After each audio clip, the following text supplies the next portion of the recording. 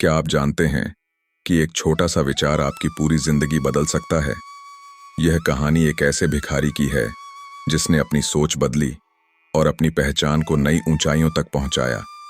कभी भीख मांगने वाला इंसान आज एक बड़ा व्यापारी है। उसने यह साबित कर दिया कि अगर इंसान अपनी सोच और नजरिया बदल ले तो नामुमकिन कुछ भी नहीं है। आइए इस प्रेरणादायक सफर को जानें और देखें कि कैसे एक साधारण इंसान ने अपनी किस्मत खुद लिखी। आपकी सोच आपकी पहचान है। चलिए इस प्रेरणादायक कहानी के साथ एक नई सोच की शुरुआत करते हैं। किसी छोटे से शहर के रेलवे स्टेशन पर एक भिखारी रहा करता था।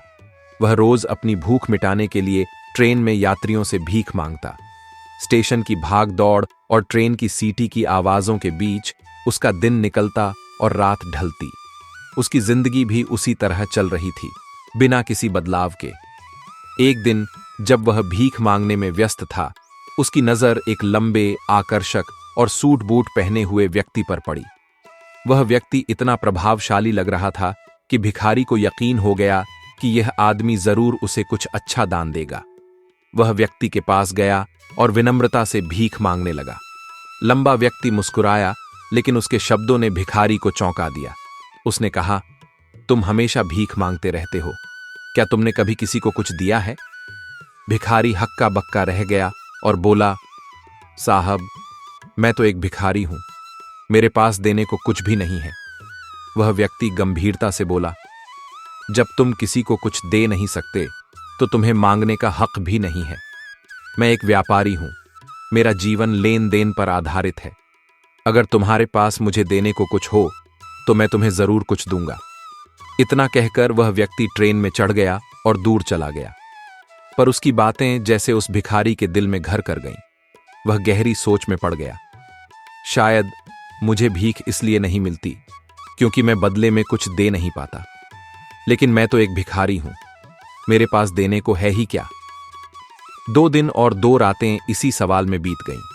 वह समाधान खोजने की कोशिश करता रहा। तीसरे दिन सुबह की धूप में जब वह स्टेशन के पास बैठा था, उसकी नजर स्टेशन के पास खिले हुए फूलों पर पड़ी। रंग बिरंगे फूल हवा में झूम रहे थे। अचानक उसके मन में एक विचार आया, क्यों ना मैं भीख के बदले में इन फूलों को लोगों को दूं। इस विचार ने उसके मन को सुकून दिया। उसने पौधों से कुछ फूल तोड़े और ट्रेन में चढ़ गया।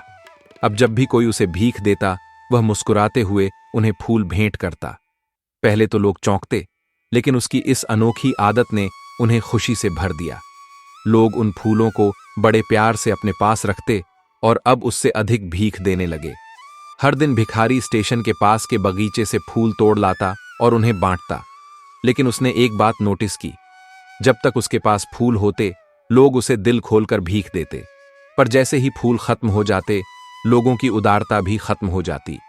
समय बीतता गया और उसकी यह अनोखी शैली पूरे स्टेशन पर मशहूर हो गई। फिर एक दिन जब वह भीख मांगने निकला, उसने देखा कि वही लंबा व्यक्ति ट्रेन में बैठा है, जिसकी बातों ने उसकी जिंदगी बदल दी थी। वह दौड़ता हुआ उस व्यक्ति के पास गया। वह खुशी और कृतज्ञता से भर गया। वह बोला, साहब, आज मेरे पास आपको देने के लिए कुछ है। ये फूल आपके लिए हैं। आप मुझे भीख दें तो बदले में मैं आपको ये फूल दूंगा। लंबे व्यक्ति ने मुस्कुराते हुए उसे कुछ पैसे दिए। भिखारी ने श्रद्धा और आदर के साथ उसे फूल भेंट किए। उस पल भिखारी की आंखों में संतोष और आभार की चमक थी। लंबा व्यक्ति भी मुस्कुराया, जैसे उसे अपनी कही बात का फल मिला हो। उस लंबे व्यक्ति को यह बात बहुत पसंद आई। वह बोला, वाह, क्या बात है, आज तुम भी मेरी तरह एक व्यापारी बन गए हो। इतना कहकर फूल लेकर वह लंबा व्यक्ति अपने स्टेशन पर उतर गया। लेकिन उस लंबे व्यक्ति द्वारा कही गई बात एक बार फिर से उस भिखारी के दिल में उतर गई। वह बार बार उस लंबे व्यक्ति के शब्दों को मन ही मन दोहराने लगा। इन बातों को सोचते हुए उसके चेहरे पर एक अजीब सी खुशी झलकने लगी। उसकी आंखें अब चमकने लगी थीं। उसे लगने लगा कि अब उसके हाथ वह सफलता की चाबी लग गई है, जिससे वह अपने जीवन को बदल सकता है। वह तुरंत ट्रेन से नीचे उतरा और उत्साहित होकर बहुत तेज आवाज में आसमान की तरफ देखकर बोला, मैं भिखारी नहीं हूं, मैं तो एक व्यापारी हूं, मैं भी अमीर बन सकता हूं। आसपास खड़े लोग उसे देखकर हैरानी से सोचने लगे कि शायद यह भिखारी पागल हो गया है।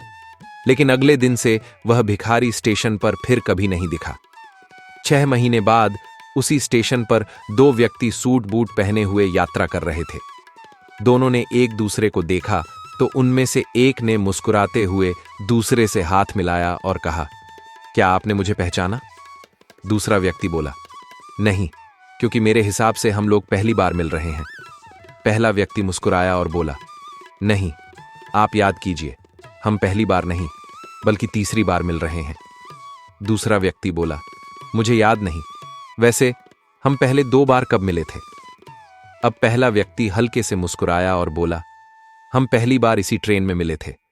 मैं वही भिखारी हूं जिसे आपने पहली बार भीख देने से मना कर दिया था और दूसरी बार मुझसे कुछ फूल खरीदे थे। दूसरा व्यक्ति यह सुनकर अचंभित हो गया और बोला, ओह, याद आया, तुम वही भिखारी हो, लेकिन आज तुम यह सूट बूट पहनकर कहां जा रहे हो और आजकल क्या कर रहे हो? पहला व्यक्ति बोला, हां, मैं वही भिखारी हूं, लेकिन आज मैं फूलों का एक बहुत बड़ा व्यापारी हूं और इसी व्यापार के सिलसिले में दूसरे शहर जा रहा हूं। कुछ देर रुकने के बाद वह फिर बोला, आपने मुझे पहली मुलाकात में प्रकृति का वह नियम बताया था जिसके अनुसार हमें तभी कुछ मिलता है जब हम कुछ देते हैं। लेन देन का यह नियम वास्तव में काम करता है। मैंने इसे बहुत गहराई से महसूस किया, लेकिन समस्या यह थी कि मैं हमेशा खुद को भिखारी ही समझता रहा। मैंने इस सोच से ऊपर उठकर कभी विचार ही नहीं किया, और जब हमारी दूसरी मुलाकात हुई तब आपने मुझे बताया कि मैं एक व्यापारी बन चुका हूं। अब मैं समझ चुका था कि मैं वास्तव में एक भिखारी नहीं बल्कि एक व्यापारी बन चुका हूं। मैंने यह भी समझ लिया था कि लोग मुझे इतनी भीख क्यों दे रहे थे। वे मुझे भीख नहीं दे रहे थे बल्कि उन फूलों का मूल्य चुका रहे थे। वे मेरे फूल खरीद रहे थे क्योंकि इतने सस्ते और सुंदर फूल उन्हें कहीं और नहीं मिल सकते थे। मैं लोगों की नज़रों में एक छोटा व्यापारी था, लेकिन अपनी नज़रों में मैं खुद को अभी भी एक भिखारी ही मानता था।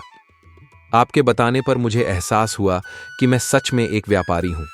मैंने ट्रेन में फूल बांटने से जो पैसे इकट्ठा किए थे उनसे और फूल खरीदे और धीरे धीरे फूलों का व्यापार शुरू किया। यहाँ के लोगों को फूल बेहद पसंद हैं और उनकी इसी पसंद ने मुझे आज फूलों का एक बड़ा व्यापारी बना दिया है। उसकी बात सुनकर दूसरा व्यक्ति मुस्कुराया और बोला, तुमने अपनी मेहनत और सही सोच के बल पर अपने जीवन को इस ऊंचाई तक पहुंचाया है। यह सब तुम्हारी लगन और दृढ़ निश्चय का परिणाम है। मैं तुम्हारी सफलता के लिए तुम्हें बधाई देता हूं। दोनों व्यापारी अब खुश थे। जब स्टेशन आया तो वे साथ उतरे और अपने अपने व्यापार की बातें करते हुए आगे बढ़ गए। दोनों ने एक दूसरे से विदा ली। भूतपूर्व भिखारी के चेहरे पर गर्व और आत्मविश्वास झलक रहा था। वह अब जान चुका था कि इंसान की सोच और मेहनत ही उसे नई पहचान दिलाती है। दोस्तों, इस कहानी से हमें बहुत कुछ सीखने को मिलता है। कहानी में लंबा व्यापारी लेन देन, गिव एंड टेक के नियम को भली भांति समझता था। दुनिया के सभी बड़े व्यापारी इसी नियम को अपनाकर सफल हुए हैं। उसने इस नियम को उस भिखारी को भी समझाया। भिखारी ने इस प्राकृतिक नियम को अपनी जिंदगी में उतार लिया और इसका असर उसके जीवन पर साफ दिखाई देने लगा। उसने अपनी सोच बदली और उसकी जिंदगी पूरी तरह से बदल गई। यह कहानी हमें सिखाती है कि यदि हम अपनी सोच बदल लें तो कुछ भी हासिल किया जा सकता है। यदि हम खुद को छोटा समझते रहेंगे तो हमेशा छोटे ही बने रहेंगे। बड़ा बनने के लिए हमें अपनी सोच को बड़ा करना होगा और खुद के बारे में सकारात्मक सोचना होगा। कहानी का सार यह है कि सफलता आपकी सोच में छुपी होती है। अपने आत्मसम्मान को जगाइए, अपनी सोच को बढ़ाइए और देखिए कि कैसे आप सफलता के शिखर पर पहुंच जाते हैं।